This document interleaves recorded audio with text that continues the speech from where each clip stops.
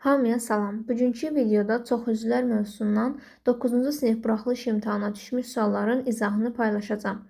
Başlayaq sualların izahına. Birinci sual. Xətti ölçüləri 3, 5, 8 olan düzbucaqlı paralelipedin tam səthinin sahəsini tapın. Tam səthinin sahəsinin tapılma düsturunu yazaq. S bərabərdir 2 vurulsun AB üstəgəl AC üstəgəl BS. İndi isə verilənləri yerinə qoyub yazaq. 2 vurulsun. A-nın yerinə 3 yazaq. B-nin yerinə 5. AC 3 vur 8. Üstəgəl BS 5 vur 8. Bərabərdir 2 vurulsun. 15 üstəgəl 24 üstəgəl 40. Bərabərdir 158. İkinci sual. Tam səthinin sahəsi 54 olan kubun tili neçə santimetr edər? Kubun tam səthinin sahə düsturu S bərabərdir 6A kvadratı ilə tapılır. Bu ifadəni bərabər eləyək 54-ə. A kvadratı bərabər olur 9-a, A bərabər olur 3-ə. Deməli, kubun tili 3 santimetrdir. Üçüncü sual. Xətti ölçüləri 3, 7, 7 olan düzbucaqlı paralelipedin tam səthin sahəsini tapın. Tam səthin sahəsinin tapılma düsturunu birinci çalışmada qeyd etmişdim. Verilənləri həmin düsturda yerinə qoyub yazaq. S bərabərdir 2 vurulsun 3 vur 7 üstəgəl 3 vur 7 üstəgəl 7 vur 7 bərabərdir 2 vurulsun 21 üstəgəl 21 üstəgəl 49 bərabərdir 182. Dördüncü sual. Xətti ölçüləri 2, 5, 6 olan paralelipedin həcmini tapın. Həcmin tapılma düsturu A vur, B vur, C-dir. Yerinə qoyub yazsaq 2 vur, 5 vur, 6. Cavab olur 60. Beşinci sual. Paralelipedin enini və uzunluğunu 6 dəfə azaldıb, hündürlüyünü 2 dəfə artırsaq, həcmi necə dəyişər? Həcmin tapılma düsturunu yazaq. A vur, B vur, C. İndi isə şərtdə verilənləri tətbiq edək. Enini və uzunluğunu 6 dəfə azaldırıq. A bölü 6 vurulsun B bölü 6. Hündürlüyü isə 2 dəfə artırırıq.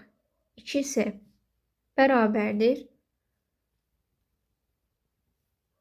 ABC bölünsün 6 vur 3. 18. Deməli, həcm 18 dəfə azalar.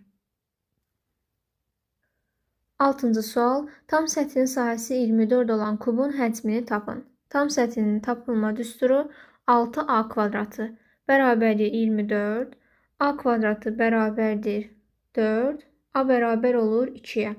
Kubun həcminin tapılma düsturu V bərabərdir A kubu ilə hesablanır. A-nın yerinə də 2 yazsaq, 2-nin kubu olur 8. 7-ci sual. Tam səthin sahəsi 150 olan kubun oturacağının diaqonalını tapın. Tam səthin sahəsi 6A kvadratı bərabərdir 150. A kvadratı bərabərdir 25. A bərabər olur 5-ə. Kubun oturacağı biz bilirik ki, kvadratdır.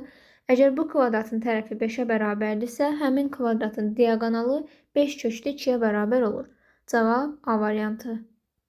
8-ci sual. Düzbucaqlı paralelipedin oturacağının tərəfləri 5 və 9, həcmi isə 315 olarsa, paralelipedin hündürlüyünü tapın. Həcm düsturunu yazaq. V bərabərdir A vur, B vur, C. AB məlumdur. 5 vur 9. Burada C hündürlükdür. Vurulsun C bərabərdir 315. Buradan C-ni tapaq. C bərabərdir 7. A variantı. 9-cu sual. Bir üzünün sahəsi 64 olan kubun daxilinə neçə ədəd tili 4 olan kub yerləşdirmək olar? Kubun bir üzünün sahəsi kvadratdır. Kvadratın sahəsini A kvadratı düsturu ilə tapırıq. Bərabərdir 64. A bərabər olur 8-ə. Deməli, bu kubun tili 8-ə bərabər imiş. Bu kubun daxilinə neçə dənə kub yerləşdirmək olar? Bunu tapmaq üçün həcm düsturundan istifadə etmək lazımdır. Böyük kubun həcmi V bərabərdir 8-in kubuna. Kiçik kubun həcmi isə 4-ün kubuna bərabər olur. Sayı tapmaq üçün isə böyük kubun həcmini kiçik kubun həcminə bölmək lazımdır. Yəni 8 üstündə 3-ü bölürük 4 üstündə 3-ə. 8 böl 4-ün kubu şəklində yazsaq, 2-nin kubu. Cavab olur 8. 10-cu sual. Kubun yan səthinin sahəsi 40 olarsa, onun tam səthinin sahəsini tapın. Kubun ümumilikdə 6 üzü var. Onun üst və alt oturacağı sahəsini çıxsaq, yerdə qalır yan səthinin sahəsi. Yəni 4 dənə yan səthi qalır. 4a kvadratı bərabərdir 40. A kvadratı bərabər olur 10-a. Bir üzünün sahəsi 10-dursa, ona tam səthini tapmaq üçün 6 üzünün sahəsini tapmalıyıq. 6 vurulsun 10, cavab olur 60. 11-ci sual. Paralelpetin tərəflərindən biri 5, hündürlüyü 6, həcmi 60 olarsa, paralelpetin tam səthinin sahəsini tapın. V bərabərdir 5 vurulsun 6 vurulsun S bərabərdir 60-a. Buradan ikinci tərəfi tapaq. S bərabər olur 2-yə.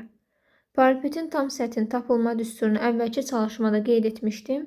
Verilənləri yerinə qoyub yazaq.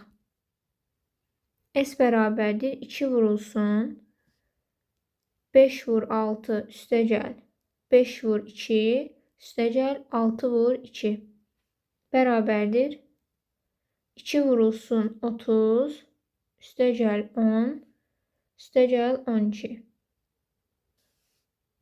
Cavab olur 104. 12-ci sual. Düzbucaqlı paralelpetin xətti ölçüləri 3, 2-də 1, 5-də 3 olarsa, paralelpetin həcmini tapın. V bərabərdir A vur, B vur, C düsturundan istifadə edəcəyik. 3 vurulsun 2-də 1 vurulsun 5-də 3. Bərabərdir 9 bölünsün 10. Cavab olur 0,9. 13-cü sual. Düzbucaqlı paralelpetin xətti ölçüləri 25, 8 və 4 olarsa, bu paralelpetin həcmini tapın. V bərabərdir 25 vur 8 vur 4. 14-cü sual. Ölçüləri 3, 4, 5 olan düzbucaqlı paralelpetin həcmini tapın. V bərabərdir 3 vur 4 vur 5. 60. 15-ci sual. Paralelpetin oturacağa bitişik tərəflərini 6 dəfə artırıb hündürlüyünü 4 dəfə azaltsaq, həcmi necə dəyişər? V bərabərdir A vur, B vur, C. Tərəfləri 6 dəfə artırıram. V2 bərabər olur 6A vur 6B. Hündürlüyü isə 4 dəfə azaldırıq. C-ni 4 dəfə azaldaq. C bölünsün 4 bərabərdir 6 vur 6, 36 böl 4, 9 ABC. Əvvəl həcm sadəcə ABC-yə bərabər idi. Dəyişiklik edəndən sonra 9 ABC-yə bərabər oldu. Deməli, həcm 9 dəfə artar. 16-cı sual. Fiquru qırıq xətlər üzrə qatlasaq, düzbucaqlı paralelpet formalı qutu alınır. Bu qutunun həcmini tapın. Qutunun xətti ölçülərini yazaq. Oturacağının tərəfləri 6 və 5, hündürlüyü isə 2-dir. Həcm tapmaq üçün 6 vur 5 vurulsun 2-ni hesablamaq lazımdır. Cavab olur 60.